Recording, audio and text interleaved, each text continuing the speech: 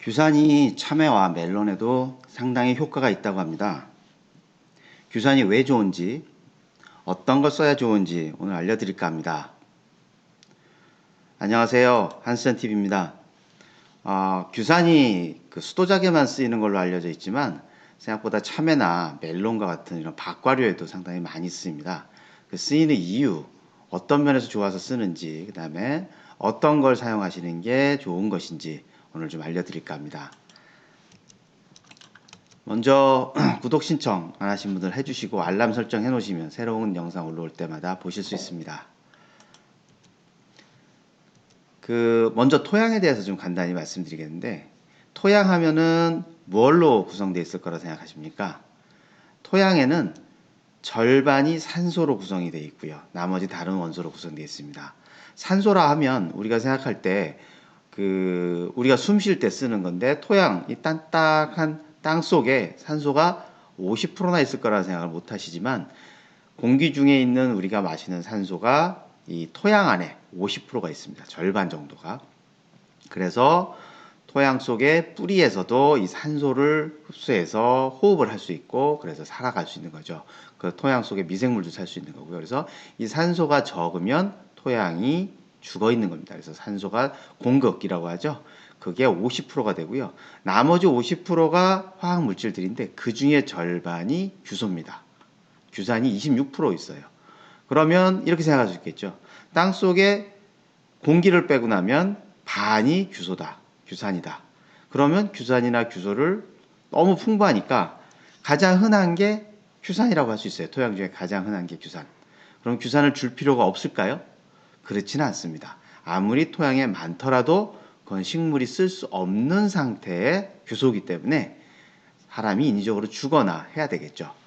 그 내용을 좀 살펴보면 규소 또는 규산은 중요한 비료의 성분입니다. 근데 모든 작물에 필요한 것이 아니고 이와 같은 다른 내용들은 사실 새뜨기니 풀이니 이런 것들은 큰 의미가 없고요. 벼가 우리 주식이면서도 수도작이 이런 화분가라고 하는데, 이런 쪽에는 규산이 상당히 중요한 역할을 합니다. 그래서 20% 이상을 흡수를 해야지만 벼가 제대로 자라요. 그 다음에 나머지 곡물, 거의 벼와는 좀 다르지만 우리가 얘기한 밀이라든가 보리라든가 이런 곡물류도 7% 내외 상당히 많이 요구를 하죠. 근데 콩가 작물이나 다른 작물로 가면 0. 몇 프로, 극도로 떨어집니다. 그러다 보니 벼 외에는 규소, 규산을 쓰지 않는다라고 일반적으로 국내에서 많이 생각을 합니다. 그런데 규소 자체에는, 규산에는 다양한 효과가 있어요. 전에 규산에 대한 자료 제가 한번 올려드렸는데요. 그 자료 제가 여기다 또 한번 링크해서 올려놔 드리겠습니다. 보시면 규산에는 다양한 효과가 있습니다. 그래서 수확량도 늘어나고 스트레스와 관련된 부분에 스트레스를 줄여주는 효과가 있어요. 그러면서 생물적 스트레스도 줄여준다, 이런 얘기를 드렸는데, 생물적 스트레스는 당연히 살아있는 생명체에서 오는 거니까 병해충일 거고요. 스트레스라고 일반적으로 얘기하는 것들은 식물 입장에서는 어떤 양분이 부족하든가 염류가 많거나 금속에 문제가 있거나 이런 것들을 포함해서 외부의 해풍이나 바람에서 쓰러지거나 온도가 높거나 낮을 때 받는 스트레스, 물이 부족했을 때, 가뭄이나 수분이 없을 때, 그 다음에 광피해, 일소 억제에도 효과가 있다고 했죠. 그런 광피해에 대해서도 다양한 스트레스가 오는데 이것을 이겨내는 데 규산이 도움을 줘요. 그러다 보니까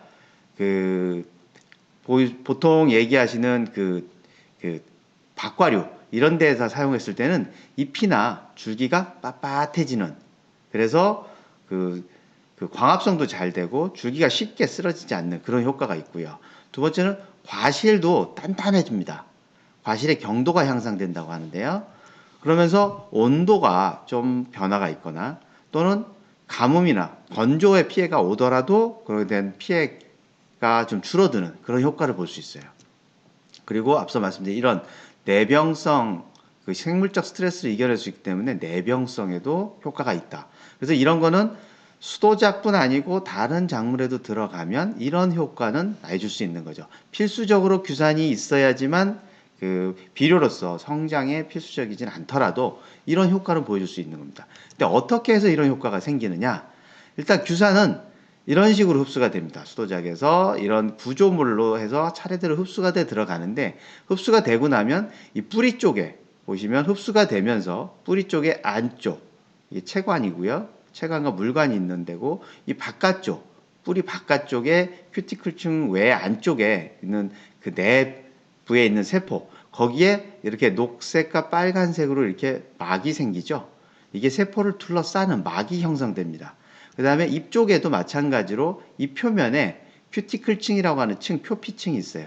그 층 바로 아래에 여러 가지 규산이 전자현미경으로 찍은 건데요. 세포와 이 벽 사이에 쭉 규산이 쌓입니다. 그래서 규산에 막을 형성하게 되는 거예요. 규산에 막을 형성한다는 것은 무슨 의미냐면, 사람으로 얘기하면 피부 표피에, 피부 밖에 뭔가 하나의 막을 형성한다. 그리고 뭐 우리가 소위 얘기해서 그 보호대 같은 걸 착용하면 몸이 뻣뻣하고 허리가 안 좋을 때 허리 보호대 착용하잖아요. 그 착용하면 허리에 지지대 역할을 해주듯이, 이런 규산이 막이 형성되면 물리적으로 단단한 그런 구조물 역할을, 보탬을 주는 거고, 또 한편으로는 규산 막 자체가 앞서 얘기했던 외부의 빛이나 또는 수분의 장애라든가 온도 변화를 막아주는 그런 효과를 보여줄 수 있어요. 그래서 이런 다양한 효과 때문에 앞서 말씀드린 그런 효과가 나타나게 되고요. 그럼 규산질 비료를 쓰면 다 이런 효과가 나타나줘야 되는데, 앞서 얘기했듯이 토양 중에도 공기 빼고 나면 절반이 규산이라고 했어요. 그런데도 규산을 우리가 줘야 되는 이유는 불용화된다 그랬잖아요. 규산질 비료도 마찬가지예요. 흡수가 잘 안 돼요. 줘도 흡수가 잘 안 되는 게 가장 큰 문제고, 두 번째는 그냥 주워 놓으면 토양에 흡착돼서 불용화돼 버려요. 토양 속에 원래 있는 규소로 바뀌어버린다는 거죠. 그러다 보니까 규산질 비료를 사용하실 때는 한 가지 꼭 체크해 주셔야 되는데, 규산의 흡수가 잘 안 되고 워낙 불용화가 잘 되다 보니까 대부분의 업체들이 규산이 어떤 형태로 되어 있다는 것을 많이 기술적으로 강조합니다. 나노로 되어 있다. 나노 규산, 아주 밀입자로 만들었다는 거죠. 올소 규산이다. 그래서 어떤 다른 규산과 구조물이 다르다. 또는 초고온에서 결정화했기 때문에 뭐 엄청 좋다. 다양한 자기만의 그 제품의 장점들을 다 얘기해 줍니다. 그래서 이런 부분들은 꼭 참고하시고, 이런 제품이 어떤 면에서 좋은지는 꼭 이해하시는데, 가장 중요한 거는 그래서 좋은 제품은 흡수됐는지 확인을 해야 돼요. 근데 대부분의 그 제품을 고르실 때 무슨 제품 형태로 만들었기 때문에 흡수가 잘 돼 라는 말만 써 있고 그것만을 믿고 그냥 쓰세요. 얼마나 흡수됐는지를 꼭 확인하지 않으면 흡수 여부를 알 수가 없어요. 흡수가 얼마의 제품에, 어떤 제품을 얼마를 쳤더니 얼마의 함량이 식물 안으로 들어갔다라는 그런 데이터를, 자료를 그 업체의 제품을 판매하는 자한테 확인을 꼭 하시는 게 좋은 제품을 고르는 방법이에요. 어떤 구조로 돼 있든 그것과는 무관하게 중요한 건 들어갔는지, 얼마나 흡수됐는지를 꼭 확인해 봐라. 많이 흡수됐어요. 흡수가 잘 돼요. 우리 건 흡수가 엄청 빨라요. 이런 말을 믿지 말고 숫자로 직접 보세요.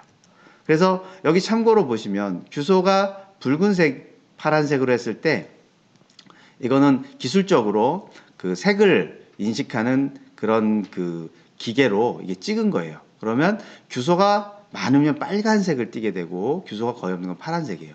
이 옆에가 이제 그 벼의 잎에서 찍은 건데, 보시면 빨간색으로 여기 다 둘러싸여 있죠. 이렇게 동글동글한 것들이 보이잖아요. 이 빨간색으로 둘러싸인 동글동글한 것들이 규소가 세포막과 벽에 들어가서 세포벽 있는 데서 둘러싸서 거기에 막을 형성한 겁니다. 막을 형성하면 이렇게 빨간 색깔이 쭉 보여야 돼요.